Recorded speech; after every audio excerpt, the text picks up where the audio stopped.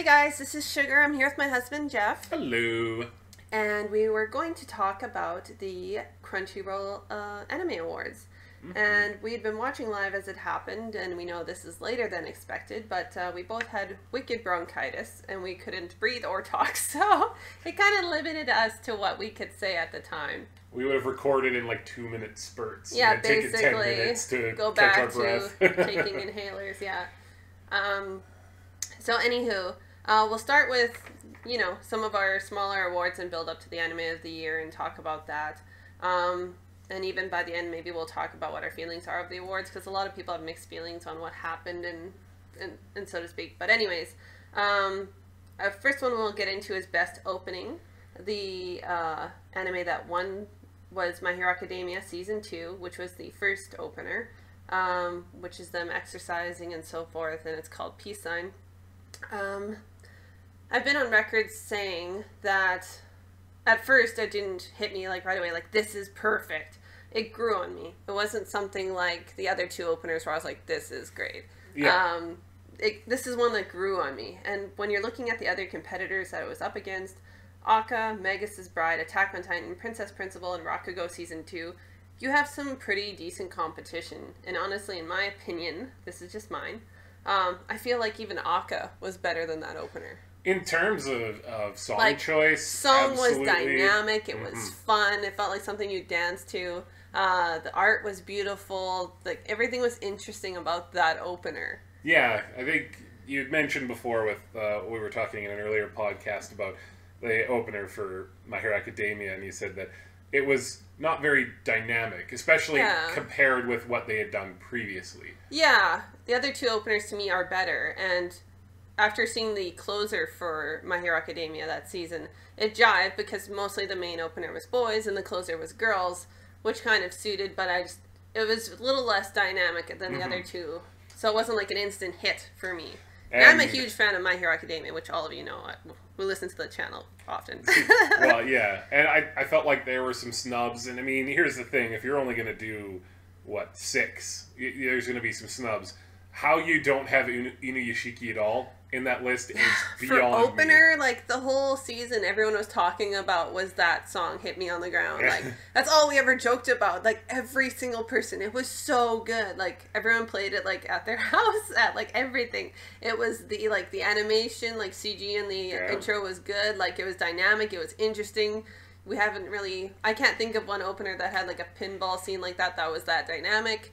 It was just a really catchy song. Those guys are really talented. Like, I was surprised it wasn't on there. And even Jeff mentioned Girls Last Tour. It was a cute opener, and it was on Reddit like crazy, and it was so sweet, and that's a surprise Recovery as well. of an MMO Junkie. I thought their opener. Recovery of an MMO Junkie is very catchy, which I got nailed for, but that's another story.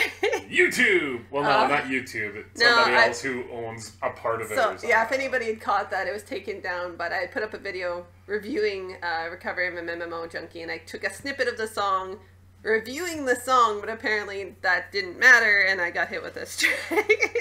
It's so good you can't have it on for 5 seconds on not YouTube. Like somebody. It's not like it was automatically checked or anything. Somebody from the company manually came to my site and checked it out. Oh my god! And then and now I thought it was really funny at the Anime Unity page. Shout outs to you, YouTube page. They just put up like a cover of it that sounds almost identical, just so they could probably put the opener up somewhere. I was about to say, and I was like, I'm sure they got like a "don't do it." Yeah. Oh my god. I mean, that's when you can only put up 6. You're going to get some things that Yeah. And I'll give credit where credit's due. Magus' Bride, that opener's amazing. See, I can see why it wasn't picked in a sense, because the music was really good, but the opener just showed, it's like the same problem I have with the second kind of core that we're in right now, is it just showed scenes really quickly of what's already going to happen or is happening. Yeah. I wish it would have been something a little more dynamic, animation-wise, because they have the talent, it's beautiful. But I can't criticize it further, really, because the music's lovely. I mean, I play it commonly. Attack on Titan's got a good opener. Attack on Titan, though, it's kind of same old, same old. It sounds exactly the same kind of hype, and everyone loves it. Yeah, I don't find it's anything different, though. That's the thing. It's when you have other things that are like, for example, Aka, that have really great song, really great animation, really great colors, really great, like... Yeah. Like, it just was so dynamic. It worked so well, where Attack on Titan, it's like, it's the same thing. And Princess Principal was cute. It was cool. Right. Yeah, I feel like it could have used a little bit of a better song for that kind of... Not as good as Girls' Last Tour, but... I think it could have used a little bit of a better song for that opener. Like, the dynamic action shots and stuff with the car is really cool. Then Rakugo, it was interesting because, obviously, you know, I watched it. The opener really gives you like hints of what's going to happen, but doesn't give anything away for people who don't know what's going to happen. The song is very soft, like the first intro, very much like a jazz cafe sort of thing. And when I listened to it, I was like, "This sounds like something that could have started a James Bond movie." Yeah, basically, yeah. Japanese James Bond movie. It kind of sounded like that, so I commend it too. I don't feel like it stood up so much against the others, but it was well done in the sense that it was... Yeah. And I mean, you get 50 different anime fans, you're going to get 50 different... Well, that's the thing. So. Every person, like, we were looking at the criteria, and really we couldn't find a whole lot. It's basically, like, fan voted, then they had a panel of judges, and the judges varied greatly from their background knowledge in anime in the sense of people doing interviews, being parts of cons, being a part of, you know, anything. So... we don't really know, but like personally, myself, Jeff can say if it's different than mine. I look for an opener that has really great music. I look for something that has like dynamic animation or something that kind of makes it fun, like Death Parade. I'm sure everybody and their dog has said it till they're dead. It was like, the music was so fun. The dancing scene was so fun. It wasn't like what you see in the anime. It was really neat. It really like showed off what it's capable of. It was beautiful. Like, to me, that's like key for an opener. Like Cowboy Bebop, the music, oh my god, Baccano. To kill for. Baccano, to kill for, the music. Like, it was just fun. And like, even Cowboy Bebop, the color blocks, that's so iconic. Like, it's just choices. The first season of Attack on Titan, say what you will about its content, but that opener, I mean, that was really operatic, brilliant. Oh my god, yeah. When it first came out, everyone was obsessed with it, and it went with everything. I feel like One Punch Man's opening is really that's strong catchy too. Yeah. So I mean, everybody's gonna have their different thing. Yeah, like mine would have been Inuyashiki, followed probably by Girls' Last Tour, and neither of them even got nominated. So mine probably would have been Inuyashiki, followed by Aka. That would have been mine. Aka's is really good. Because you see me play it on repeat. Yeah. I love it. It's interesting to go to best ending, best closer. Yeah. Because we got one of mine, Recovery of an MMO Junkies, in there, but the rest were kind of like... Yeah, best ending, if you hadn't seen the awards, went to Miss Kobayashi, which, don't get me wrong, it was cute, it was nice. I wouldn't say it was anything special. Yeah. It was just kind of cutesy. Something you'd normally see in a comedy or an SOL.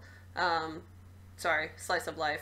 But yeah, its other contenders were Blood Blockade, which was really fun. Kind of like a Death Parade in the sense of people dancing, kind of like showing a little more character, being a little different from what's in the anime. Land of the Lustrous. That fell flat to me. I didn't really care about the ending at all. It was okay. It was nothing where I'd be like, that's definitely a nominee. I'll skip it. Yeah. I would skip the ending. That's my thing, where it's like, do I want to listen to the ending? Do I want to watch it? Or am I skipping to the next episode? I'm skipping. Can't speak today. Recovery of an MMO Junkie. I really liked that because we watched that a lot and I had it playing a lot. Just because it was alright. The music was great. The colors were great. I didn't find animation-wise they did anything pretty dynamic. It's just her sitting... Like, I didn't think it was that great in that sense. March comes in like a lion the second season. I wasn't a big fan of the closer, so I'm the wrong person to ask about that. But it's fine. It's serviceable, but nothing. Fine. If I had to pick an ending, like Miss Kobayashi is, I don't know. That'd be my favorite out of that list. That'd be my favorite out of funness. But as for like critically looking, I'd probably say Blood Blockade. Probably. And then Recovery of an MMO Junkie, and then because it's hard for me for MMO Junkie because it's not super dynamic either, but it's like a lot of good music and it kind of portrays what she's like when the game is off, so to speak. Yeah, it's mellow. It mellows you down. And then maybe Miss Kobayashi, but yeah, it was okay.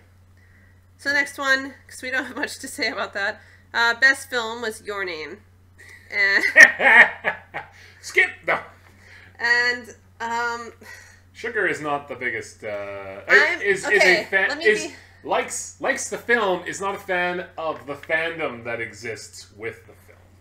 So let me say the other nominees: A Silent Voice, In This Corner of the World, Girls in Panzer, Kizo Monogatari, and Fate's Day Night. And Fate's Day Night.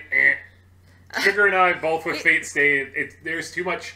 There's Flash. There's absolutely not a lot of. So what Jeff is saying for Flash is like it relies heavily on fight scenes that are over exploited with color. So, like it's just oversaturated, like just everything extra that's not needed in a good fight scene. And the thing is, like I'll be the first to say that going overboard with that sort of stuff is fine if that's kind of what the point is. So with something like what am I trying to think of here? Because I don't want to spoil anything, but believe in the you that believe in the you that I believe in. Yeah, that series where it gets stupid crazy near the end. Yeah. But that was the whole point of it. That was the whole point, is to get like more up. Like Fate's Day to me, it feels like they use all this flashy animation as a crutch to show that the series isn't very good. It leaves. Yeah, we'll get some thumbs down for that opinion, but it whatever. I know a lot of people like Fate's Day Night. Nothing is objectively wrong with it in the sense of like a story, but it just after a while it gets really convoluted and it's hard to follow timeline. And then like fight scenes are usually just over like saturated and everything, where it's like not even a good fight scene. You're just like, wow, that was pretty, and they're like, that's not the point of a fight scene. You know what movie had some brilliant fight scenes and none of that garbage? Cowboy Bebop the movie.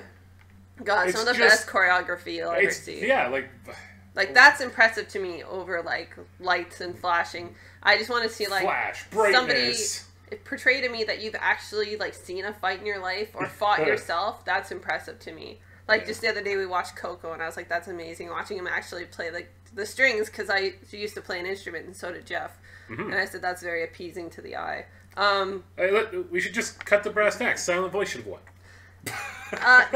Let me be fair, because I know that a lot of people like we've mentioned before, we watched Giguk, and Giguk, like that's his favorite movie or favorite anime period at the moment. The reason I don't find it to be the best film, especially not over Silent Voice, is like I think a lot of people are seeing it for being beautiful, which I totally commend it for being beautiful. It is gorgeous. Canada has even paired up with the animators and made advertisements. It is beautiful. I'm not going to deny that for a second. But the story isn't new. It isn't like fantastic. It isn't anything groundbreaking. It's just, I watched the whole way through. My friend's like, did you cry? I was like, over what? Like, you know what I mean?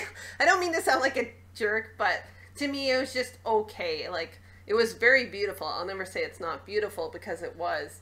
And it was well animated, but as for a story, I found that it was a lot of the same, the stuff we've already seen. Whereas A Silent Voice, which would have been the best film of the year for me, holy crap, like, did it make me cry, and it made me feel things. Like, it is so important, like, for people to watch it, because it's so poignant. It's about, for anyone who doesn't know, excuse me, here's my voice again.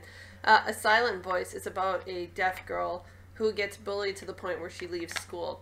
And then, because of the bullying, other students rag on the bully. He then decides to make some life choices and then apologize to her and find out where she is. And it's an incredible movie about choices, about bullying, about harming others, harming yourself. And it's incredibly sad. It's incredibly meaningful. It's a very poignant and one that people should be watching. And it's incredibly beautiful.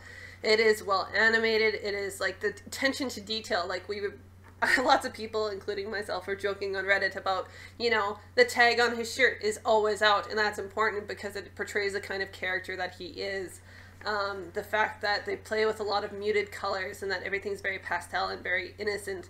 It's very meaningful, and it's so much thought was put into it that I can't say it enough. In the manga I read, like, people were mad about the, can I say, the conversion, but really when you have that movie compared to like a very large manga, which it was, I found they did a really great job. Yeah, in terms of it being like an adaptation, they took everything that the most important messages. Yeah, you could fit into 2 hours. Yeah. And we're like, here you go. Yeah. I mean, Sugar and I are both teachers, and as soon as I watched it, I said, like, every single class I teach, we're going to watch this in some way. Yeah. I'm going to incorporate it in, because it is that important, not just in the general sense of, you know, what it means to... Yeah. What happens not just to those who are bullied, but to the bully themselves, and what pushes them to that, and what makes people act a certain way, but just kind of the effect it has on an entire community. Yeah. And especially since they're, you know, younger grade age kids in the film, it's an important message to push for sure. So very good. it was absolutely splendid. Yeah. I mean, I get why people are fascinated with your name. I get it. Yeah. I 100% appreciate it. And, you know, it's this, you know, feel good little, like, story. I wouldn't call it necessarily feel good. But, well, okay. It makes people, you know, feel that certain way. And feels. silent voice it's going to make you cry. And some people, to their credit, just don't want to cry.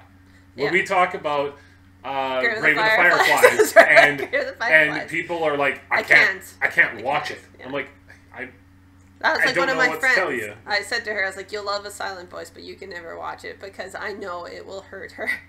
And I know she couldn't watch it. So, I mean, maybe that's where it is. Like, Your Name is more of a global, like, anybody can watch this and get something out of it. Whereas A Silent Voice, despite it being beautiful as well, I would argue that it's just as beautiful in a lot of ways as Your Name. It just doesn't revel in kind of the beauty shots. Yeah. The fireworks in the fireworks scene in A Silent Voice is just as beautiful as anything they did in Your Name.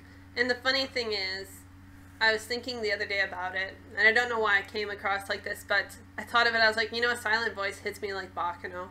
It didn't get a fair shake. It didn't get the release it deserved. It didn't get the expansion it deserved. It didn't get the sub and dub it deserved on time. Like, Your Name was everywhere. Everyone saw it. It was in every theater. It was everywhere. And that's fine. Like, that's great. I think that's how it should be with all anime, not just some. But I feel like, again, it didn't get a fair shake. And the fact that people said, like, it was very emotional scared people off. And then the group of people who were going to watch it and wanted to watch it were getting smaller and smaller. So I feel like that also didn't help its case. But that's who I believe should have won, was A Silent Voice. Personally. I will also just put out there, either Your Name or A Silent Voice should have been put up for Best Animated Feature of the Year at the Oscars. I was choked. Unless you have a certain last name, an anime will not ever get the recognition it deserves. That's the thing. Boss Baby is a better film than either Your Name or Silent Voice. Like, I expected Screw you, Academy Awards. Like, it made me mad, but at the same token, I knew it was coming because of course. They never get recognition. Unless you're a Ghibli film. It has to be Ghibli or basically like some sort of like indie film from another country. Like, I was like, oh, good for you. Well, what's that animation studio out of? Are they out of France or something? The Secret of the Kells, and they did the they were the Three Sisters one Ernest as well. Ernest and Celestine, the people behind that were French, and then behind the Kells, I can't remember. So like it's not even that they're like, well, we don't want any foreign films. It's literally very, like, they don't look at anime unless it's done by Studio Ghibli because they have an agreement with Disney. Like, screw it, Academy Awards, your picks do not represent the best animated features of the year, and you should honestly be ashamed of yourselves. It's still that stigma behind anime, which is a shame, but that's another video. Yeah, so, we could do a whole video on that. Let's move on to Best Score. Our winner was Made in Abyss. Yes! Our contenders were Little Witch Academia, Land of the Lustrous, Ancient Magus' Bride, Aka, And RE creators. Recreators. Or recreators. Sorry, I'd say RE, but some people say re. I don't know what the proper way to say it is. I feel like Made in Abyss deserved it. Period. Yes. As soon as I saw the list, I was like, well, I'm sorry, Ancient Magus's Bride. You were really good. You have a lot of fantastic scoring. Well, they do have really great score, yeah. It's not Made in Abyss. It's on another level, yeah. When you hear, like, people don't even have to watch Made in Abyss. You hear the music. And you're like, whoa. This is like... That's from... It's like both like wonderful and creepy and disturbing. That's the thing. It sounds like something operatic. Like it's just like that beautiful, like haunting voice. Yeah. I listened to it last night, and I know lots of people I've heard on YouTube are like, I just play it on here. And I mean, you know, Aka did a good job too. I'm glad that they got thrown in there, but it felt to me 100% it's a 2-horse race. Yeah. I was like, it was Made in Abyss or maybe Magus's Bride. Yeah. The other ones didn't. Depending on how many people just hadn't watched Made in Abyss. That was my thing. I was like, I don't know how popular it was. As we found out later, it's done quite well, so that's good. Popular. So next one, Best Animation. The winner was My Hero Academia Season 2. And I don't think anybody can argue against that one. Let's look at the nominees. Yeah. Land of the Lustrous, Little Witch Academia, March Comes In Like a Lion Season 2, Silent Voice, and Miss Kobayashi. I've already commended A Silent Voice. It's very beautiful. But the thing is, people, I think, confuse best animation with prettiness, if that makes sense. I was hearing a lot of people... art direction maybe would be that? I hear a lot of people arguing, like, this is prettier, this was prettier. The thing is, with animation, you're looking at different, like, no contest, My Hero Academia Season 2 wins. And I'll explain why. My Hero Academia Season 2 had great colors, had great animation, had great cells, had great, like, action scenes, had dynamic shots. Like, everything about it was done well. Like, other ones in, like, nominees, like, Land of the Lustrous was more CG, in my opinion, not animation. Definitely. So I don't know why. And you know what? Good on you for finally doing a CG anime that a bunch of people were like, hey, I actually kind of like the look of this. Sugar and I we were like, no, this looks pretty rough, but compared to something like Berserk, the new Berserk, new Berserk makes me want to vom. That's a whole other type of terror. Land of the Lustrous was like, okay, they're actually utilizing what CGI can offer you that's different in a unique way. So, I mean, congratulations. We said before, CG we don't really watch unless it has something like a hook, and that's like, we'll get to that in CG. It basically, Inuyashiki had a interesting story, opener, you name it, that hooked us, but we'll get into that. Best animation, hands down, My Hero Academia deserved it. If you've seen any of the action shots this year on Facebook, Reddit, you name it, it was always something from My Hero Academia. And I think the most memorable moment was Deku and Todoroki. Yeah. Like, that was incredible. And yes, it does have the benefit of, since it is a shonen, there's going to be lots of action sequences, and that gives you the opportunity to showcase your animation a little bit more than something like, you know, March Comes In Like a Lion. You know, it won't have the same sort of effect. Yeah. But, you know what? I'll give props to Miss Kobayashi as well. The action sequences that they do have in that are brilliant. And, like, that was surprising. As I was watching it, because I watched it after Sugar, I was like, I want these guys to do a shonen. Like, I want them to do an action series. Let them just go for action, because those are beautiful sequences. I just love it. It was impressive because, I won't spoil anything, but Miss Kobayashi is very much like a comedy. And there's just like one moment, it's like, well, let's flex our muscles and show that we can do a fighting scene if provoked, sort of thing. And they did it well, which was impressive, and it kind of makes you smile. But overall, yeah, you can't fight against My Hero Academia. They did everything right. And especially if you see it translated from the manga, it's even more impressive. So, you're dealing with somebody else's thoughts, ideas, and dimensions, so that's incredible. The next one, we're not the best to talk to about it, because we're still on that boat of CGI just doesn't really work for us in terms of... Best CGI was Land of the Lustrous. Congratulations to it. Yeah. Good work. It did the best out of the ones nominated, which was, I don't know what that one was. Kato. Kato? Sorry, I didn't watch that one. RE Creators or Recreators, Attack on Titan Season 2, Knights and Magic, and Inuyashiki. Inuyashiki is interesting in the sense Yoshiki that did okay in the beginning, but near the end there was like even like polygons that were like properly done. Wait, go back. I was like, oh, that was bad. Yeah. There was a couple of still frames in there where you're like, huh? So yeah, we didn't like Land of the Lustrous, but we commend it for what it did because it was something different. Yeah, and I get lots of people will talk about how like CGI just it cuts down on the animation cost. If every single anime, if every single thing was hand drawn, it would take a lot longer. We wouldn't get animes fast. I 100% appreciate what CGI is supposed to mean. Mm-hmm.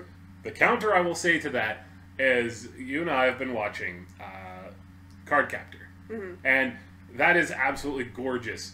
So the few times where they've used CGI there, like we spot it immediately, yes. And it looks hideous in comparison. We're like, wait, what? How? Oh. That totally reminds me is like I finished watching it, but Jeff only caught a couple episodes, which was really funny. It was like we're watching Kino no Tabi, the newer one. And I was like, oh, that's kind of nice. Then all of a sudden you can see his like motorbike get like, I should say her motorbike get like CG'd as she was turning. I was like, whoa, it looks terrible. Yeah. Like, and I mean, you know what? I get it. If you tell me like, oh, we can do this like 5 seconds, this part in CG, and it'll save us like $2,000, like. Yeah, okay, I get it, but it's so jarring, and a lot of times, because they're not hiring people from Pixar. They're not hiring the people who have done this their entire life. They're like, can you do this? True, yes? Right? Cool, go for it. I am very much... In Cardcaptor, it was jarring, it was gross, and that was what the whole episode was to me there. I was like, look at that! I'm very much of the mindset that art is beautiful. Yeah. I am very much an artistic person. I've been talking... I think I've spoken... Holy smokes, today. I've spoken about it before. Like, one of my favorite things is Sleeping Beauty, the Disney version. Yeah. And it's not like it's the greatest, like, story ever told or anything. It's the fact that it was one of those times where they did everything hand-drawn. Mm-hmm. And it's so bloody impressive. And that's the thing, when you see that, and you see people put in the time and effort, like, Made in Abyss, you go, holy crap. You see that painting on there, and you say, like, these are people who are committed, who are intense, who are, like, and that's love their craft. And that's part of why we love anime, is that and I mean, is it me being a dinosaur and being like, I expect a certain style from anime that has been, that's been classic, whereas I can 100% say CGI can be beautiful. We watched Coco recently. Entirely CGI, phenomenally gorgeous film. Yeah. But that's their entire life. That's everything they're doing. They're putting in millions upon millions of dollars for this 2-hour thing. Yeah. They have like teams just for like arm movements. Like, when you're just, and I mean, it sounds like Land of the Lustrous. They just decided, they were like, you know what? We're going to do entirely CGI. Mm-hmm. We're going to put the money into it. We're going to take the time, and, a product will come out. So that's great. Yeah. In Yoshiki, where I even get why they use CGI. It's like, well... With a lot of the mechanical parts, the mechanical parts, it shouldn't look the same as everything else because it's not. I'm like, okay, get it. It still looked ugly. At times it looked rushed. Yeah. At times it was... bad. Rough. And... if you're not willing to put in that 2.5 years, it's going to show. That's the thing. We're at a point now where CG is trying to be integrated more, and that's fine. There has to be a learning curve, but I'm not on the CG train, especially not if it's I just have to be. There was a part in Yuri Camp, I think, where they did some CGI for one of the vehicles or something, one of the bikes, and we were like, turned. Whoa! It's very jarring because it's like, the best way I can explain it is like when you used to watch old cartoon shows and you're watching it and you're like, oh, I know which brick he's going to grab because it's a different color. That's exactly what CG does for a lot of the things in anime, for us anyways, where you're like, oh, it's very obvious. Oh, wow, that's gross. Yeah, it's not integrated very well. Like, if it's seamless and I can't tell, there have been a couple anime where they've integrated it and I just caught myself, I was like, was that CG? Caught me a couple times. In Your Name and Silent Voice, they probably threw CGI in there at times, and we probably didn't even notice. Silent Voice definitely did not. Your Name, I don't think so, but I it's been a while since I've It's, watched it. it's possible they did have some Who CGI, knows? and it was They done can be- so well we it- didn't notice It can be crept into little things like just certain things that you'll see, like even you'll see it in Violet Evergarden. It's kind of done from time to time with her hands especially. It's not super jarring, you notice it, but it's not terrible. And it serves the plot moving forward. Yeah. That's I think where it's different for us is like if it serves the plot, if it makes sense, great. If it's a cost cutting measure, then it looks like a cost cutting measure. Yeah. It's just sometimes really jarring. You have to think, is it worth it to get past the scene, or is it worth it to put in the time and give the people what they want? And I mean, like, I get it. They have crunch times. They are it's so hard. So they have so little time to do anything. Totally off topic. If you want to have an understanding somewhat of what the anime industry is like, watch Shirobako. Like you'll get it. it's hard. Anyways, let's move on. So we talked about CGI. Not much we can say. Now we're getting on to just kind of some of the like categories of anime, which is nice. Best comedy. The winner was Miss Kobayashi. Some of the nominees were Suriduri Children, Gamers, Konosuba Season 2, Little Witch Academia, and Mr. Osomatsu Season 2. Miss Kobayashi, I feel like was a pleasant experience for everybody. It's one of those ones where, like, I think that's why I got a lot of attention, because anybody I talked to on Reddit, on YouTube, was like, oh, my grandkids love this. My kids love this. I loved it, which makes sense, where stuff like... Universal appeal. Yeah, Suriduri Children was hilarious, but not for younger kids. Very much for, like, us. And there were some... Like, I watched it, I think, a little bit after you, and there were times where I was like, some of this is cringe. Yeah, it's not, like, funny. It's cringy, and some of it gets kind of creepy and weird. Yeah. So that'll turn off some people. Yeah. In a comedy aspect, if you're, like, cringing and you're like, oh, that's uncomfortable, that'll turn some people off. Other stuff was just basic comedy. I can say Konosuba Season 2 was funny. It usually lands, but I can see why Miss Kobayashi got it. It was because it's a wider appeal. Yeah. It had something that was kind of for everybody, with comedy and cuteness, dragons, every checkbox that everybody has. Also, Matsu, like it's a different kind of hit funny. And miss. Yeah. It's gonna be like Pop Team Epic. It's a miss for me.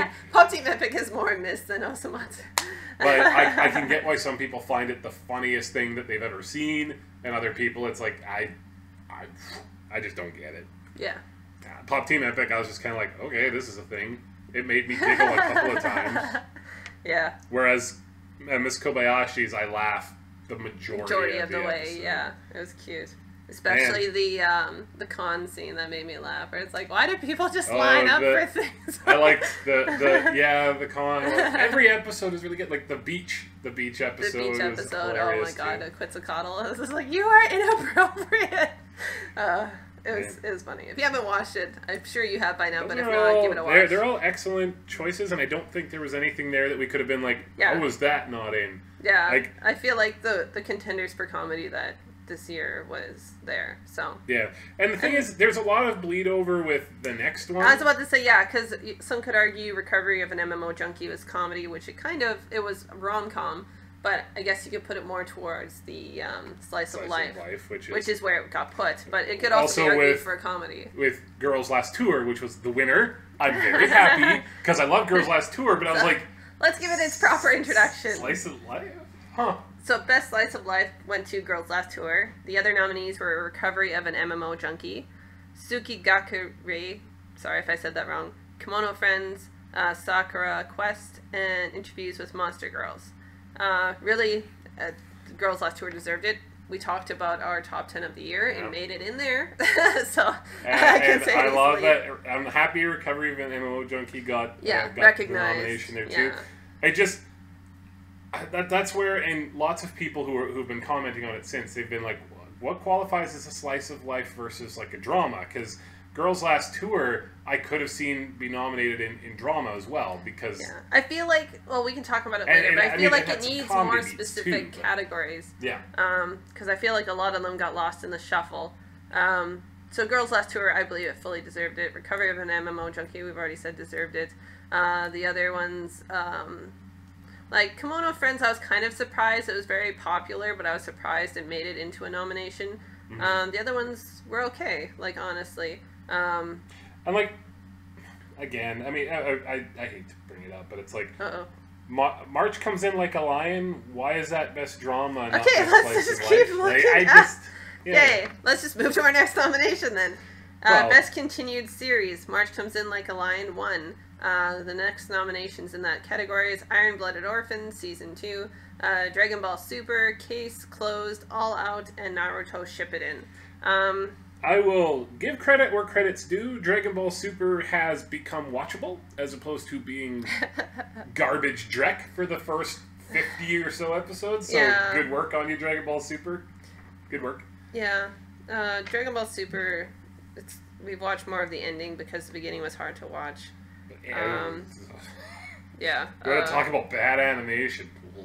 Iron Blooded Orphans, we've seen snippets because we didn't want to be spoiled, basically. We saw it was really good. We want to wait until it's done. That's one that we feel like we're just going to power through. Like, here's 17 episodes in 3 days. So, I feel like that might have been more of a contender than March Comes In Like a Lion. But each person's different. March Comes In Like a Lion is one of the ones where a lot of people gave it praise. I started watching it. I don't understand why it gets so much praise. It's more depressing than anything. I don't find that our main character is even that likable. But I don't want to get anybody pissed off because I know I'm going to get a bunch of hate again, whatever. We have when you have an opinion, you'll always get hate on it. But it's like, not to say that depressing can't work at times. No, like, it's Your totally Lie in fine. April is depressing in a lot of ways. Oh god, it's horribly depressing, but it's magnificent. March Comes In Like a Lion. It's like I want to say this, and I'm going to because it's me. It reminds me of like from Family Guy, where it's like it was 2 long boobless hours. It was just, to me, it was just like watching nothing happen except for depressing crap, and I was just like, okay, like it's okay. It's nothing like I was like, oh my god, this is the best. Like I was like, it was okay. I don't know. I didn't find it was like praiseworthy. Like everyone was losing their minds. But if we could have given it to anything, even though technically it's done already, but the English dub, it'd be Hunter x Hunter. Oh god. But that wasn't one of them, so we won't talk about it. That's because it's already done. So. It would have been kind of nice to see Naruto get it, just because it'd be kind of a nice send off. It would have been nice in my opinion, but it can't be fully on the fact that it's sentimental. But and the last, and I will go on record as saying the whole thing leading up to the wedding and whatnot, all of that was. I didn't mind the wedding. I thought it was kind of the satisfaction that people wanted, especially leading to Boruto. I mean, it was fan service, is what it was. People wanted a happy ending with a nice bow on it. Well, go to Boruto then, because then you see what all the happy endings were. Yeah, but I get it. Yeah. Okay. Next category: Best Boy. The winner was Todoroki from My Hero Academia. The other nominees was Rei from March Comes In Like a Lion, Kazuma from Konosuba, Deku from My Hero Academia I shouldn't say season 2, just from any of them, Fafnir from Miss Kobayashi, and Yakumo from Showa. I feel like this is a hard category because it's very subjective, and if you want to be, it could be objective. I don't know how there can be objectivity in, like, who's your favorite character? Yeah, it's a little bit in the sense of, like, if you wanted to make an argument, I don't know why Fafnir is on here. He didn't have enough time to be, like, given that amount of character development to the point where you cared about him. That's the thing, I guess he's just a fan favorite, so... I guess. That's like, how you justify Best Boy. But I can't argue, I don't have enough evidence to argue why he's Best Boy. I mean, I think we could just take from the name itself of the category. It's not a very serious thing. They're not talking best male character. They literally call it Best Boy. Yeah, I know. But that's the thing. It's like, what are you judging then? Are you just saying what's your favorite? Because if you're saying what's your favorite, like, it could really be any of these, and that's not really a smart category then, because Yakumo from Showa, I wouldn't say is very many people's favorite, but he's a good character. Deku is a really great character, but I know a lot of people hate because he's a crybaby. There's lots of things that are in here that make somebody a good character more so than others. Todoroki is Gaara. A little bit. I love Todoroki's, but I wouldn't even say he's our favorite male character from the show. It's Aizen. Kirishima. But Kirishima. I also really like. I feel like, especially with what's going to be coming later, Bakugo is maybe my favorite. Bakugo has really grown on me. Male student, let's say. Especially, I can't talk about it. But anyways, long story short, I can commend it, giving it to Todoroki, because we kind of had more development for him this second season. Mm-hmm. We understood where his scar came from on his face. We understood more about his parentage. We understood a lot of things about him. He did a really great, like I was saying before, dynamics team at Deku in the fights. He had a lot of time to shine in the second season. As for Jeff saying about Bakugo, get ready for that in this upcoming season. That's all I'm going to say. Is really great. And that see, best boy, like, I didn't even really care about that category. Oh, I did care about best girl, though. Okay, we'll get into that in a second. Best girl, the winner was Uraraka from My Hero Academia. The nominees were Atsuko from Little Witch Academia, Morimori from MMO Junkie, Serval from Kimono Friends, Sue from My Hero Academia, and Chise from Magus' Bride. See, now this is one where... This is one right away where we're like, what? Yeah, because this one actually has, like, good characters. Yeah, we have several good nominees. Where it's like, that some of those characters were only around for, like, a quarter of the runtime. That's the thing, it was weird because everyone's like, Uraraka, and I like... Especially, like, I was like, okay, I can see that as somewhat of a fan favorite, but then even that doesn't make sense because Sue is the fan favorite from My Hero Academia. And if we're talking objectively, I feel like Morimori or Chise had better character development and personality than a lot of the other nominations. That would have been my two. It would have been either Morimori or Chise. Morimori is more like in fitting with what I feel the category is all about. Best girl, like, yeah, Morimori. She is very But the best character there by far is Chise. Yeah, Morimori is very sweet, very delightful, very innocent, very sweet, and it just works for her character. Very naive. And then Chise, we get more of an understanding of having to grow up very quickly, having kind of a independent personality. It's very interesting. And she is our lead character, where Uraraka is not necessarily our primary characters, but like it's kind of like Deku. I give her credit that she got a little bit of like of character development in the second season. Yeah, so in the second season we got to see that she could kind of wanted to hold her own against Bakugo. We got to see a little bit about her parents. So I feel like that's an odd category and an odd winner. Not to say Uraraka isn't. Yeah, those ones are fan favorite, not serious ones. But then even though, like I said, even due to polls, Sue from My Hero Academia is a fan favorite. Yeah, but it might not be that. I don't know if they've done the polls yet officially for like ones who are watching the anime. Definitely in the manga ones, she ranks higher than Uraraka quite a bit. When we're reading the manga, they always show like, oh, here's where they are in the popularity polls. Don't get me wrong, Uraraka's been higher too, but I mean, like, objectively fan favorites, on any site, you'll see that Sue is Sue and Todoroki are usually... Even Jeff has a wallpaper on his phone of Sue. It's because Sue is adorable. She's awesome. She's very sweet. So like, I feel like they should then, if you want to do best girl, best boy, cool. But then do, like, best female protagonist, they best should have male it split protagonist. into different categories where it's, like, fan favorite, and then be like, okay, that's understandable. Then be, like, best male lead, if you best change voice actor, those categories to be best male protagonist, best female protagonist, it gives you're going to lose criteria. You'll lose a bunch of the people who are on this. Yeah. I don't even think you could argue Todoroki could be best male protagonist. No. He's involved for sure, but that would be Deku. That would be Deku. He's the standout. We understand his motives. We understand everything about him. We understand his personality. He is a lead. So, yeah, not that Crunchyroll is ever going to be necessarily listening to our podcast on this, but they'll be have listening best to male and female protagonist. You know, like, add in that makes it a more like kind of official thing as opposed to just best boy and best girl. Which because it means really nothing. Yeah. Not to sound like an ass.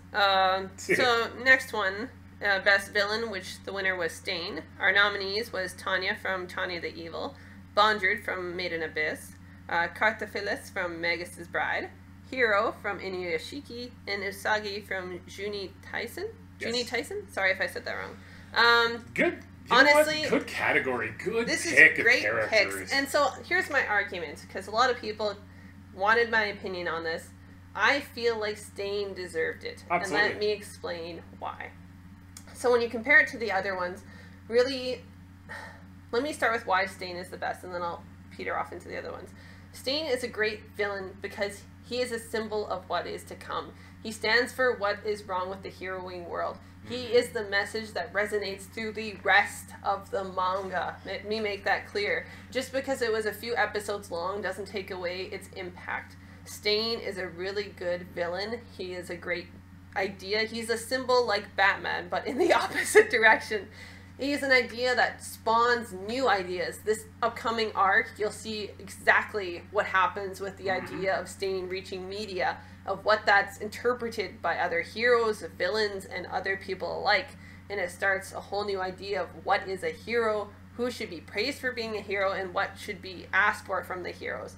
It is a big deal. His role is a big deal.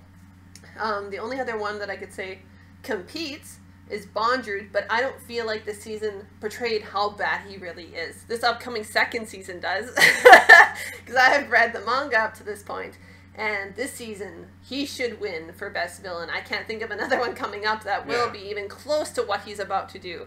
Like, he does some really evil shit. It's interesting that, so they pick Bondrewd from Abyss, which fantastic, great. Yeah.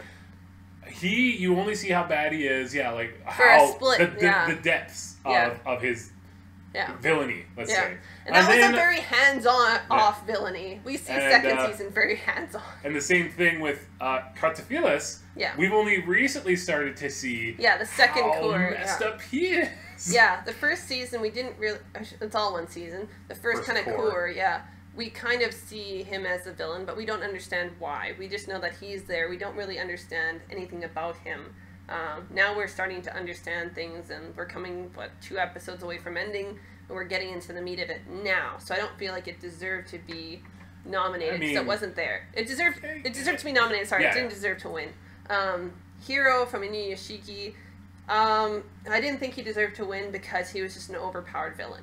I don't think there's very much... There's a little more subtlety to it. You and I have, I think, debated this back and forth a little bit, where it's like, they hinted at briefly that Hero, before anything ever happened to him, was a person who legitimately was like, if I had the power to do blank... I would. Yeah. And, like, they basically made him out to be a really messed up kid. They don't give it any sort of backstory in the anime. I've heard they cut a lot from the manga, which kind of does a little bit more. But in terms of showing, like, the adage of, like, absolute power corrupts absolutely, that was great. Hero did a really good job of showing that, like, if you had all the power in the world, would you really use it for good? What would you do? And so I think Hero is subtle in that way. Not subtle in the fact that he just switches. He switches. His personality flips too much for you to really care about his motives. It's just kind of somebody who's just not... He's unhinged, but not in a reliably unhinged way, if that makes sense. Yeah. Tanya was a great villain. Tanya wasn't a great villain. She was just kind of somebody you'd expect. Does that make sense? When you come to that kind of role, even going into the description of the anime, I knew exactly what kind of villain it would be. So that's exactly what I got. So I didn't feel like there's anything... I didn't get much more than what I expected. And I know some people can make an argument for it, but especially when it's compared to somebody like Stain. Stain was a great villain, and any of these ones nominated, I can't think of somebody who permeates a franchise as much as Stain. Yeah. He's literally a stain on what is to come. The best villains are always the ones that you can sort of be like, I get it. Like, I understand where you're coming from. Magneto, it's hard for you to pay attention to X-Men and be like, well, he was wrong. Yeah, because he's not a lot of the time. Yeah, a lot of the time he's like, you can see his point of view. I totally understand why. Like, they've really screwed you over. I get it. Like, that's like Stain. He has valid points. Yes, he is a villain, no, he's not justified in persecuting people the way he decides to, but he has a point, and even they've said that many times, where he is so intense that it's hard not to see his point of view. Yeah. Even if you don't believe it, you're like, holy crap. Like, that's... Well, the fact that that's a message. Like, Endeavor. In his final stand, he's like... This Endeavor. It's like, what is this? And then all of a sudden he collapsed, and it's just like, what would have happened if he didn't collapse? Would have Endeavor been able to move? Like, it's one of those things where it's so intense, somebody's aura, somebody's influence, that you're like, holy crap. Like, it's an idea. And I can't say that enough. I love the fact, and okay, we're spoiling a tiny little bit of My Hero Academia here. I was about to say the fact that in that season, we don't see Stain facing off against the only person he legitimately thinks is a true hero. Like, that's perfect to me. Have it be unresolved. Have us be like, what would have happened? What these two ideologues? What would have happened if they would have ever actually come face to face? What would have happened? And it's like, well, we're not going to. And I'm glad he wasn't there, because then we got to see how he picked. Like, we saw his moment with Deku, and you're like, okay, that's the line. And you're like, okay, anything beyond that line is basically fair game. And so it's kind of one of those things where it's so interesting to see, and it's having being someone who read the manga, and you've even seen it, you have too, so it's not just me saying the manga, the anime, you've already started to see what's happened from Stain, the fallout, that there's new villains coming forward being like, I believe in what he's saying, even though they're misconstruing what he's saying. It's awesome. That's the upcoming arc is amazing. what is great about it is that, like, there are villains who are just using him. Yeah. They're using the idea of him and being like, to put forth their own ideas. Of course we stand for this. And then really in the background they're like, I mean, we don't.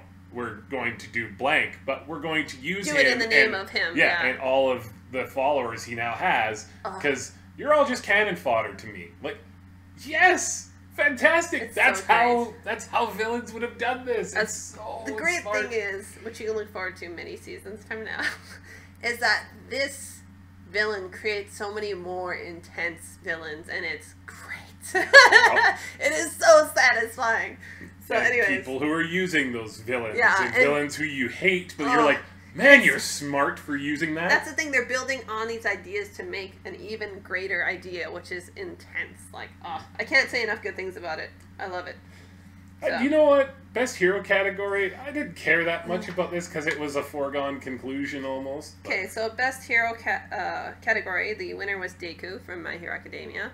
The nominees were Jin from Yuna, Atsuko from My Little Witch Academia, Kukuri from Magical Circle Guru Guru, Chise from Magus' Bride, and Nanichi from Made in Abyss. Best hero, it's hard to say. You can get into the argument of what makes a hero. Obviously, Deku completely defines it because that's his whole role in his anime. Yes.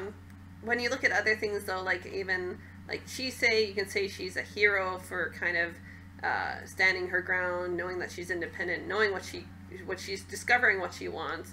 You could say Nanichi for, in her way, saving Midi. You could say a lot of things about being a hero. It's hard to say. I know some people would complain about Deku because, again, he's a crier. But honestly, as I will quote All Might, a hero is somebody who does something without realizing that they're already running. Or who runs in without having thought about it. Yeah, basically. So I feel like Deku does epitomize that. That's his whole role in the anime. I feel like he's well suited for it. Can I say he's the only great choice? No. There's other ones, like I said, nominated that have their own reason for being a hero. But if we're looking literally just somebody who literally defines the category, it's Deku. Yeah. Period. And that's what I said. I was like, as soon as I saw those nominations, I was like, well, if you're doing a fan vote, I know who's won. Yeah. That's the thing. If they would have put in Todoroki in there too, that would have been another form of hero, because in a way, well, it kind of gets into it a bit like with his mom, like sort of thing. But I think they should have put in a certain someone from Inuyashiki, because I feel like he epitomized being a hero. That's exactly. I feel like he deserved a chance too. Oh man, I'm crumping on the name, but the old man from Inuyashiki. Inuyashiki. I was about to say, what am I saying? His last name. Yeah, okay. So Inuyashiki was a hero in his own way. As like it's very much the idea of the anime is that the villain does what's bad, the hero does what's good, and it's inherent to them of doing it. That entire episode where he basically fights off the Japanese mob. Fights off the mob. He fights off like people that are like innocently like being beaten. Like he saves people in the hospital. Like that's a hero. That is somebody who thinks of others before themselves, because he does get hurt a lot. But like again, that's another definition of a hero. So I mean, it was an odd category for a year where it was almost a foregone conclusion. You're gonna have best hero. Yeah, somebody who's literally somebody who is from the most popular superhero. Yeah, it's hard to argue that in existence right now. So next category was best drama. The winner was Ancient Magus' Bride. Yeah. The nominees were Showa Rakugo, 2nd season. March Comes In Like a Lion, 2nd season. Made in Abyss, Ancient Magus' Bride. Well, obviously it won. Yeah. And the other nominees, Scum's Wish and Aka. I feel like, how can I explain this? Ancient Magus' Bride did deserve a win because it's beautiful, it does everything, but it was one of those things where I was hard pressed on whether it deserved it more than Made in Abyss or Rakugo. I was in a tight place because to me, Rakugo is the better drama, in my opinion. Well, in the definition of what a drama is. Like, if they would have had another category for fantasy, definitely. This deserved to be higher up, if not with Made in Abyss, something that, like, was defined for them. Because I feel like some of them were just thrown in here because it's like, well, they have to go somewhere. The fact of just having best action and best drama. Like, that's a hard thing best to just comedy. be like, okay, they have to fit in one or the other. Like, that's a hard thing to do. Like, if you're looking at straight up drama, like, really the definition of what a drama is, Rakugo, I feel like, feels that. It does everything. It's, like, based on real life. It talks about the dramas of having friendships, relationships, love interests, kids, everything. It does all of it. I mean, the whole premise of the show is essentially telling a drama. Yeah, literally, literally. So, like, by definition, to me, that should have won.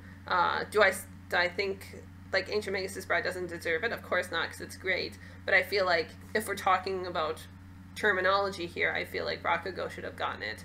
And I feel like Rakugo, yeah, it just deserved it. And Made in Abyss has, like, exceptionally dramatic moments. Yeah. But I can understand why, like, it's not built as a drama. It uses drama. It uses dramatic moments to make you feel something, but it's not really built as a drama. Like, I wish it would have had a suspense. Or like even thriller. The first half of the series, I wouldn't say really felt like drama or suspense. It really hits after they meet a certain white whistle. Then you're like, whoa, okay, like this is changing. It's evolving. Yeah. So I can understand why, if you're just going to be talking about terminology, why Made in Abyss doesn't win best drama. Yeah. That's a hard thing. Like, you have choices here where, like, normally Made in Abyss would wipe any category. But, like, if you're looking for just drama, I feel like it should have went to Rakugo. Again, we've said Ancient Magus' Bride is great. Made in Abyss is great. March Comes In Like a Lion is also a drama. I don't feel like it does as well as the other ones. Aka, I've said before, is okay. I don't feel like it even stands on any legs compared to our big heavy hitters. Let's say it's a 7 swimming in a sea of 9. Yeah, basically. Like, Aka was alright, but it wasn't anything compared to the others.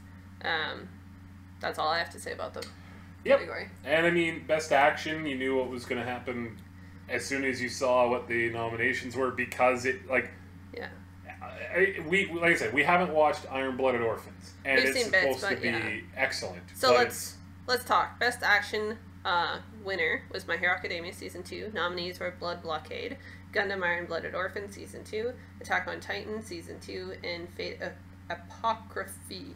Apocrypha? Yeah. Gosh. That's how I would pronounce it. I was like, it's a made up word, I think. I don't think Apocrypha I was about to say, I don't know. So.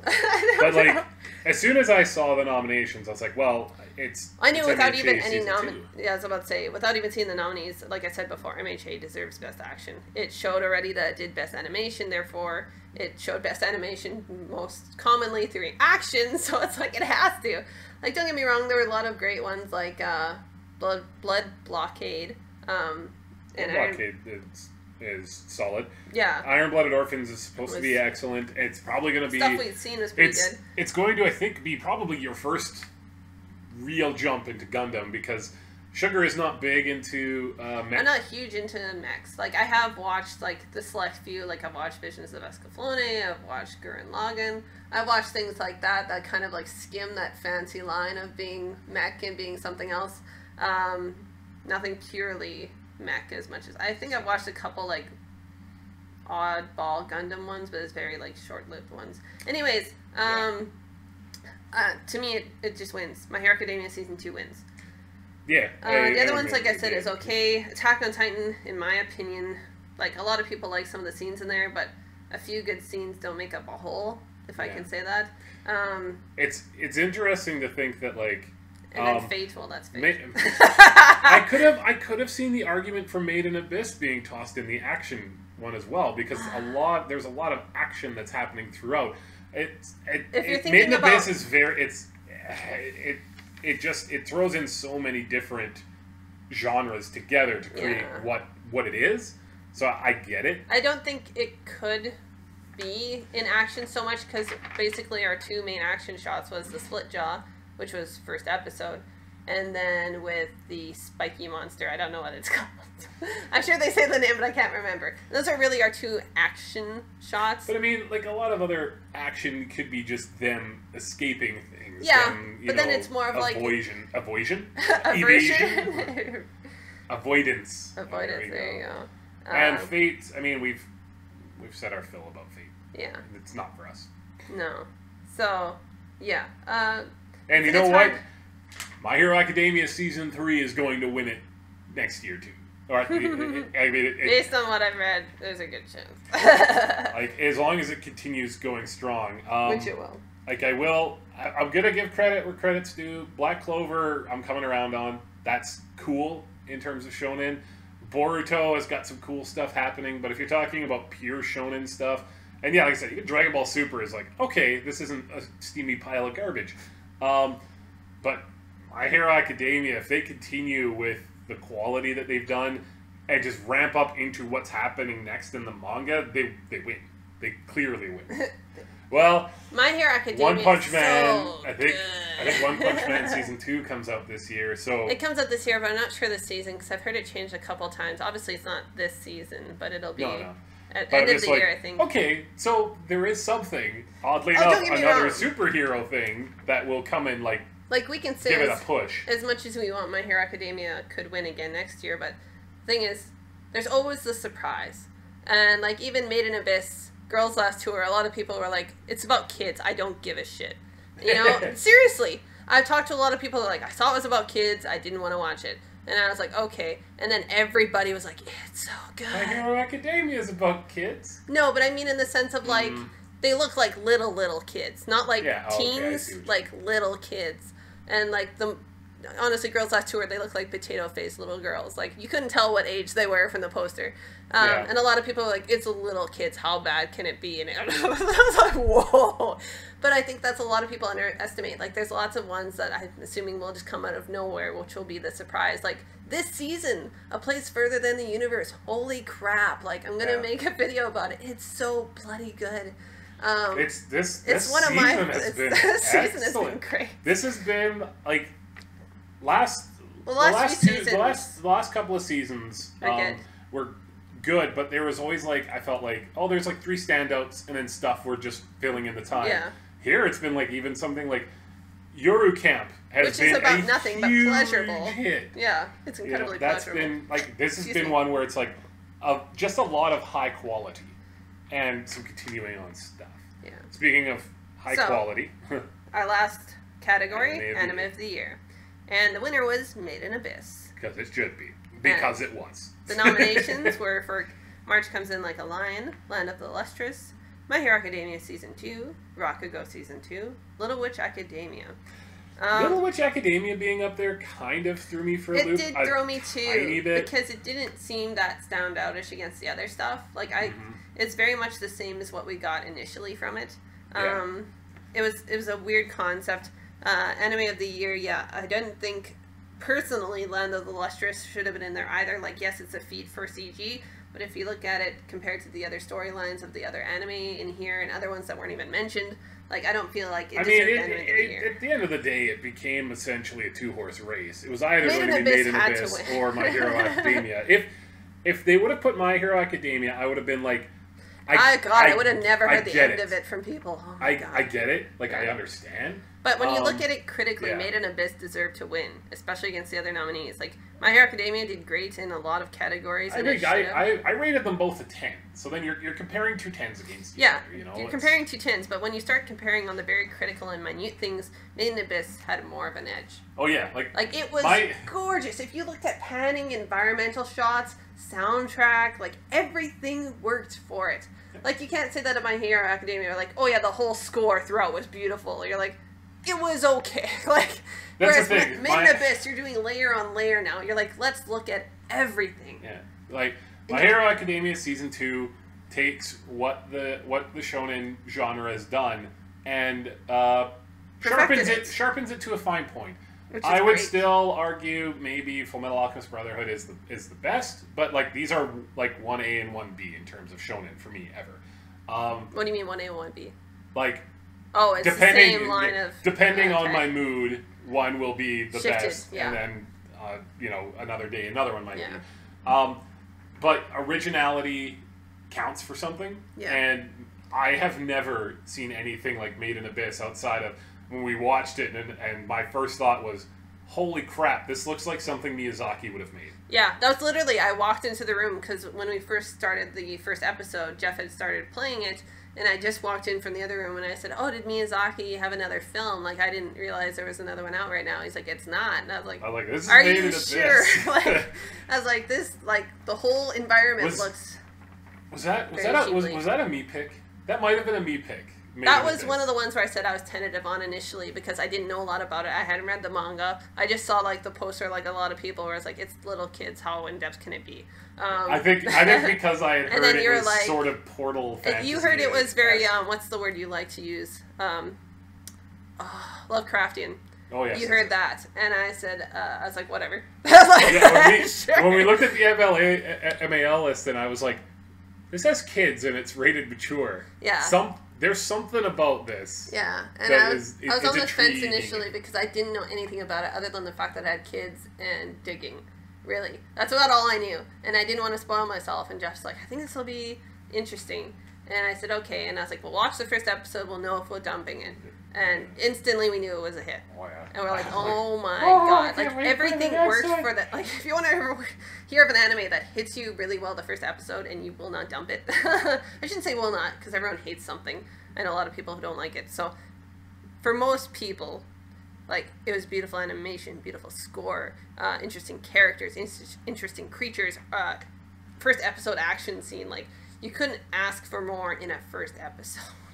Like, it was everything you wanted, and you didn't even know you wanted. Something that I failed to mention, because I got the chance to review it for Sugar's YouTube channel, and I gave it a 10. But one of the things that I didn't mention was that, like, the series evolves with your expectations, because it never lies to you. And it never lies, and just when you're like, oh, okay, this is what it is, and then it just is like, well, like, no, because this can happen. Yeah. And you're like, oh my god. And then you think about it and you're like, they literally told me that this could happen. Yeah, and you're like, why did I not think it would happen? You're like, of course it'll get darker. Why wouldn't it?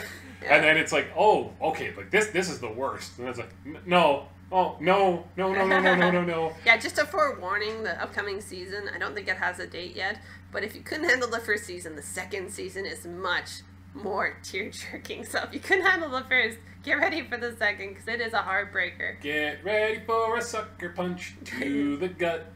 It's hard. No. Jeff watched me reading it because he won't read it because he doesn't want to be spoiled, and I was ugly crying. The anime is good enough where I'm like, I want to see their version of things. Yeah, and same thing with like One Punch Man. I'm not reading One Punch Man. I don't care. That was like, I read the manga obviously, and then watching the anime.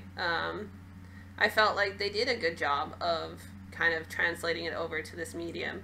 I feel like there were some things cut out that were noteworthy, but nothing where you lost like, oh my god, I don't know what's happening. They also I don't might know why throw it there's in as importance. they might throw some stuff in as flashback in the second season. Who knows?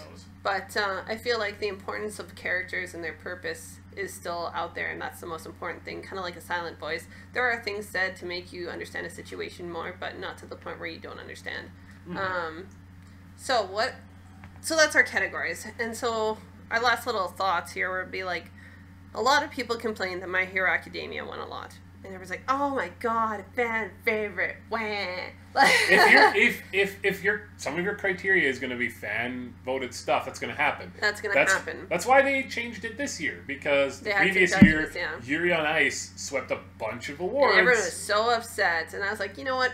Yuri on Ice deserved a fair bit of those awards, so calm yourself. It deserved a good amount. A good amount. All of them, I don't know if all of them. I don't know. It was also a very, like, if I remember correctly, it was kind of a quiet year. It kind of had, like, that was the heavy hitter for the year. I mean, I think the first season of My Hero Academia was 2016. Same with Yuri on Ice. Yuri on Ice wins for Best Anime. But then again, you're looking at things like My Hero Academia was just coming on the scene. You're just getting a bearing of how much you like something. And, like, Yuri on Ice, again, like, Made in Abyss. Don't get me wrong. Like, Made in Abyss, it had a lot of things working for it where it was honestly better than My Hero Academia. When you're, hey, listen to me. When you're doing comparisons, I made an ugly face, and I said, just listen. When you're saying My Hero Academia, it is a great idea, but it's already been done. It's a shonen, which you've already seen. It's something where a lot of people weren't sure about it. Yes, when I watched it, I was sold. I was sold right away. But it's understanding, like, especially the very end of it was our high peak point, whereas Yuri on Ice was consistently giving you something that you wanted to see. They had, honestly, I've been an avid figure skating watcher for most of my life. It had all the things that you wanted to see from a sports anime. You wanted to see accuracy. You wanted to see beautiful, like, dance. Dance is involved in a lot of figure skating. It's a big deal. You wanted to see the hard work that goes into it. You wanted to see the sport explained, scores explained, tournaments explained. It gave you all of that. The animation was gorgeous. The soundtrack is, like, insane. Yeah. Like, things that you can't say about My Hero Academia. Like, don't get me wrong, My Hero Academia, I think I gave it a 9 for the first season. It was great, but you can't say it had an amazing score. It had this, like, great technicality that you hadn't seen in other stuff. Like, it was something that was done well. Don't get me wrong, I loved it. But, and the opener was amazing. But when you compare it to something like Yuri on Ice, it had an amazing opener. So simplistic, yet amazing. Everyone sang the bloody song. The soundtrack throughout, we had it playing, like, in the house years. Even this year, I've had it playing tons. Characters that were insanely likable, and even ones that you were supposed to dislike, you liked them. You wanted them to do well. Yeah. Jeff, like the Canadian boy. JJ. It's like a lot of people would say, oh, he's such an ass, but it's like sometimes it's interesting to root for an ass because he is a different personality. He is a fun character. He has a different drive. There are so many dynamic things happening. I think the biggest, like, turnoff for a lot of people, and no, this isn't like a homophobic thing, but, like, a lot of people didn't like the sexuality involved. A lot of people didn't like the man-on-man relationships. A lot of people didn't like that stuff. They just wanted the sport. Now, I mean, first things first. Anybody who says that figure skating does not have sexuality involved does not understand figure skating. Figure skating. Because, I mean, like, so, to date this tiny bit, Winter Olympics just happened quite recently in 2018. A couple weeks ago. We're Canadian. Our Canadian group, Tessa Virtue and Scott Moyer, they won, and they oozed sexuality with one another. Like, that's just part of figure skating. Yuri on Ice perfectly portrayed the audience too. Like, the whole time we were watching. One of the characters in Yuri on Ice finishing and being like, "I'm going to come." Okay. That's a like I said, some people were turned off by some of the sexuality, but everything else is pretty spot on. Yeah. The audience, the fandom, like, the skaters, everything, like, what you do on your downtime, like, everything was spot on. Something that we hadn't personally seen. Like, the closest thing to that was, what was it called? Ginban Kaleidoscope, which was about figure skating. That was really old. And it doesn't even stand remotely close to it. No. So I think that's something where, when you compare the two, it blew it out of the water. Now that My Hero Academia has stood its ground, it knows what it is, it is portrayed really well. People understand what it is, the great voice acting, the great talent. Like, I'm glad at the awards they recognize Christopher Sabat, because it's no surprise to anybody. I love him as a voice actor. Anybody who doesn't like him just hates him for how good he is. He is amazing. He has been every voice since I was younger, and I appreciate that. I think he's incredibly talented. I'm glad he was recognized.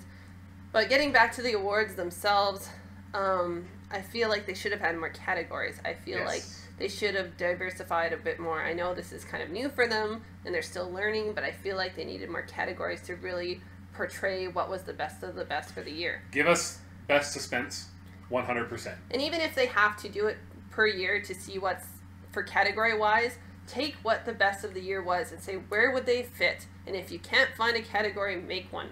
There has to be other ones that fit it. Why isn't there a best fantasy? Yeah, why? That blew my mind. Because I was even if you want to then just say, like, this is the award that best encapsulates what we think of when we think of fantasy. Yeah. Because then, like, say like Little Witch Academia, which got nominated a bunch, never won anything, but it could be like, have a chance. You could have won potentially best fantasy.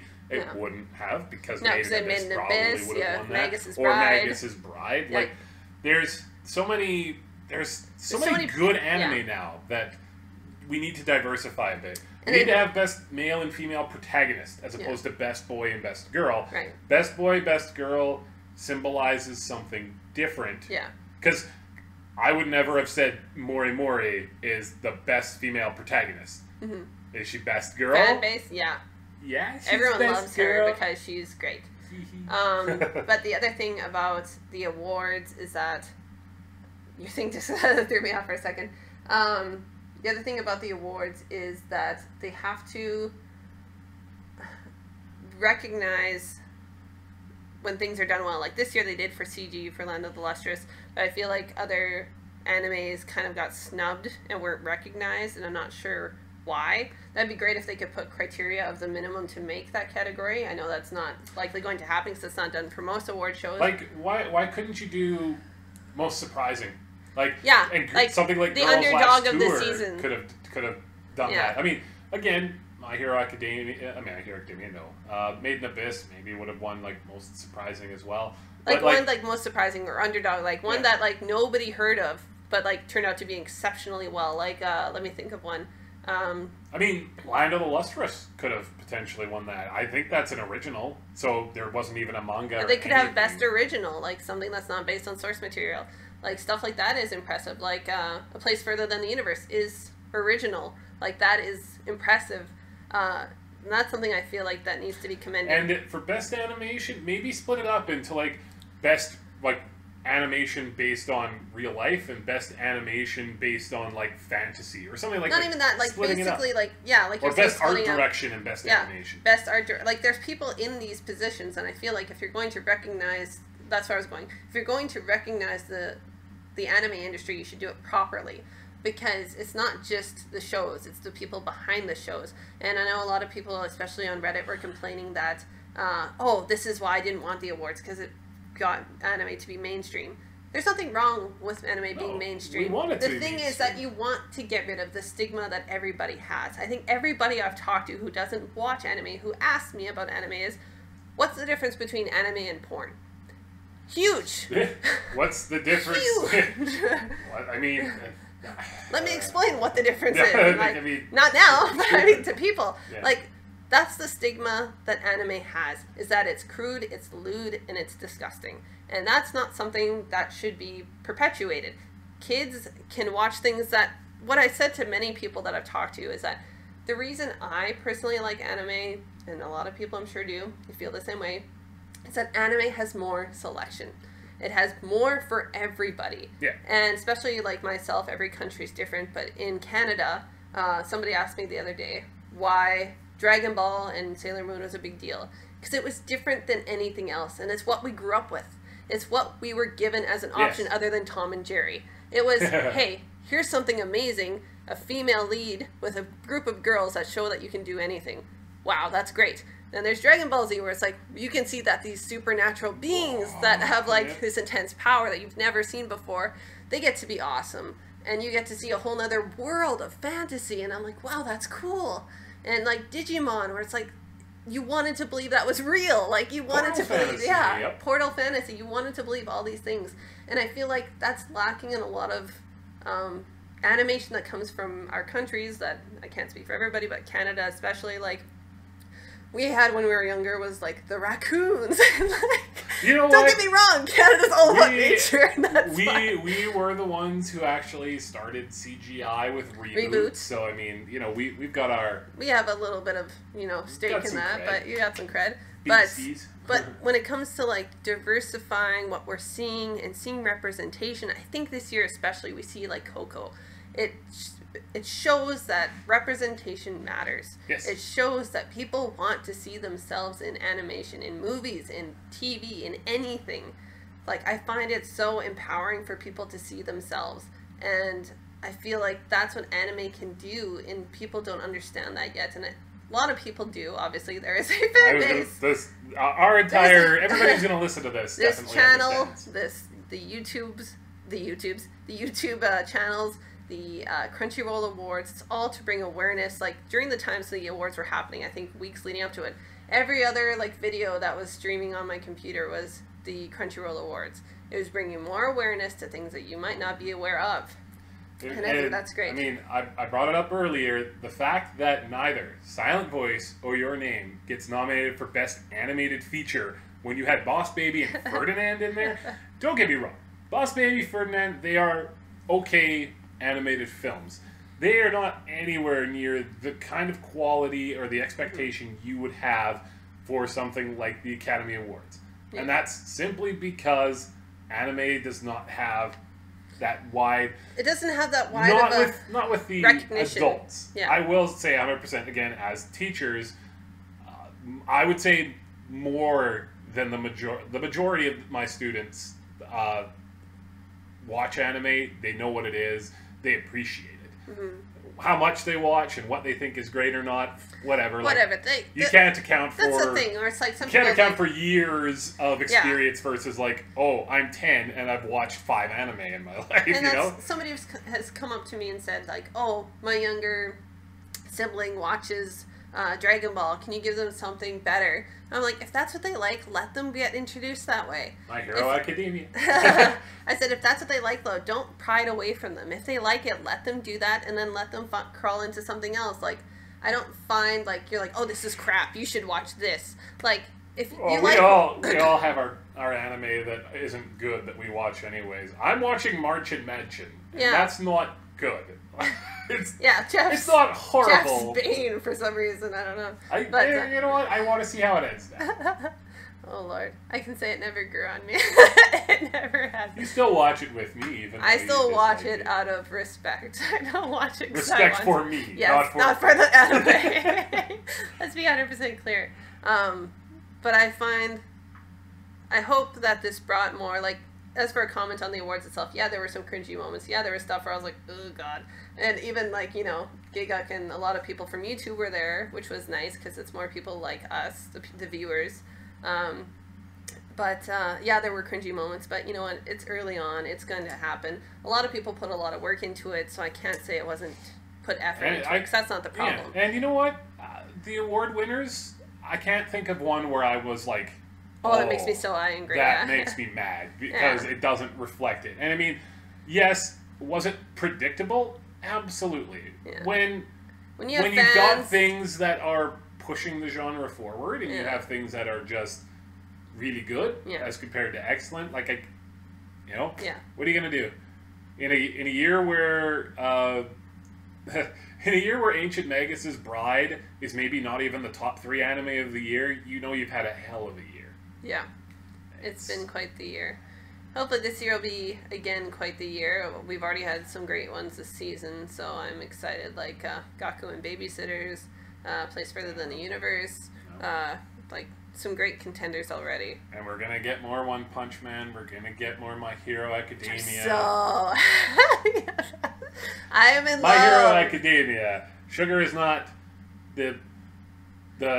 doesn't see the transcendence of something like One Punch Man, but I mean, it was good. Again, One Punch Man was good, yeah. I just want, people were like, oh my god, it's such a great deconstruction, And again, not to like mix mincemeat here, but I was just like, deconstructions to me aren't the meat of the meat because they're taking an idea and then just deconstructing it, which doesn't take a whole lot of creativity compared to something like A Place Further Than the Universe and Made in Abyss, something that took a lot of time and effort to think of something so creative. Like reading Made in Abyss, I can't think of something that unsettled me more.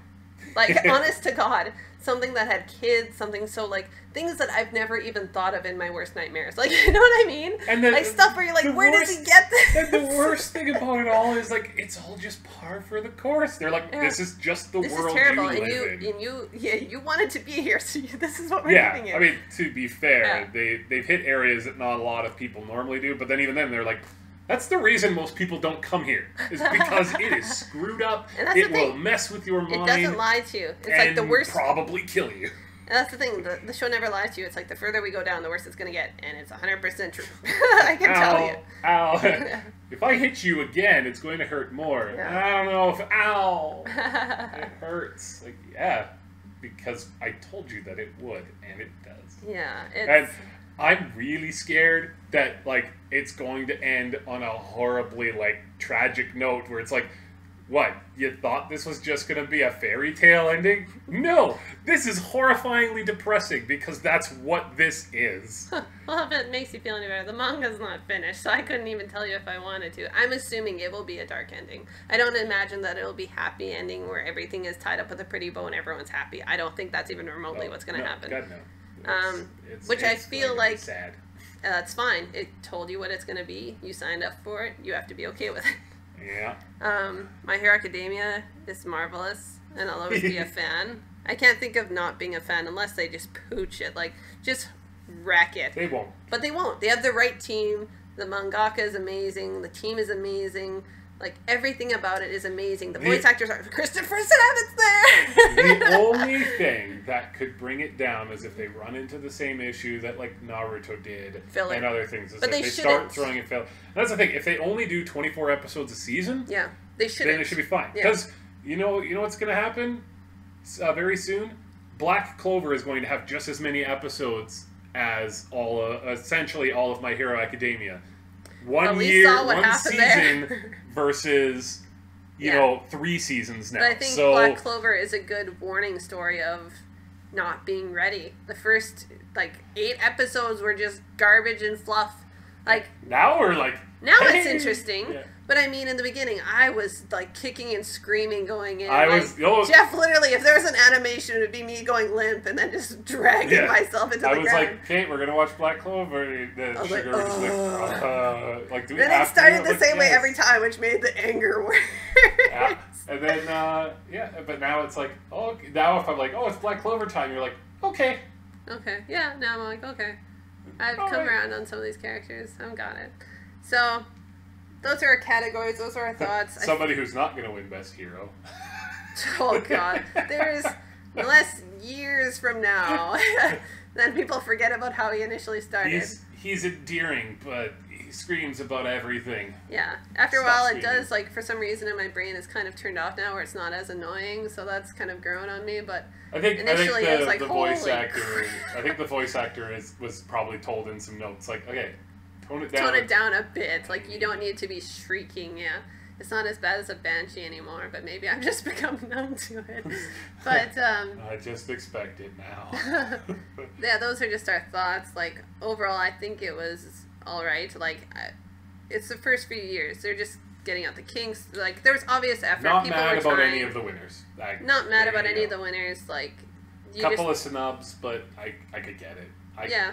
Especially when it comes to best opening, best ending. Okay, that's 100% just personal opinion. A lot of it was subjective. So, a long story short, the categories need to be expanded, need to be more inclusive, need to have more categories, maybe looking at other things more specific. It was done all right. Maybe give some awards out to more voice actors. Recognize best people performances. Yeah, that would be really great. There were some performances voice acting that need to be recognized because so many good voice actors and split English and Japanese. I was about to say do English and Japanese because there are some Japanese voice actors that are amazing. And I don't know if I mean we haven't done a lot of research. I don't know if they have anything like this in Japan where they get anime awards. I don't think best so. performances, I can't like speak, but I don't think so. I mean, we haven't gone out to look for them yet. But did it should some be search done that here. there is a different anime type award, but that's yeah. the point, though. It should be done here so that they're recognized here and they understand that they're appreciated here. Yeah. And even if you want to make that not be a fan vote, because fine, like you run into the same problem where it's just going to be fan favorites that end up winning, then have it be done through judges. Have that one be even done if it through became judges. to the point where it was all done by judges, as long as there was a set criteria where it wasn't just like basically like the Academy where it's like we want more stuff historical. Do half and half. Like, half of it is fan everybody, based, and then half of it is just this is our judges panels. Either way, make it clear so that people aren't upset. Like if it's fan based, you know what, they did it to themselves. If it's judges, they can be like, why was this picked? You know, so we have an understanding. And I feel like that should be clear of, yes, there were judges, but how much sway did it have? Did it push it completely? Did it partially? Or is it just totally certain things that weren't deadlocked? I did read in the criteria for the Anime Awards that if there was ever a tie, that it would go to whatever the fans had chosen as better. Right. So it still does weigh more towards the fans. At this point. Right. And I find that I don't understand, well, I shouldn't say that. I do understand, but I feel like people can't be mad. It's like voting where it's like if you put your hat in the ring and the majority spoke, that's how it is. Yes, you like something, and if other people didn't like it, well, that's how it is. So, long story short, lovely to see you again. We had a great time watching the awards. Great time speaking to you. Thank you for joining me, Jeff. Of course. And we will see you later. Bye for now.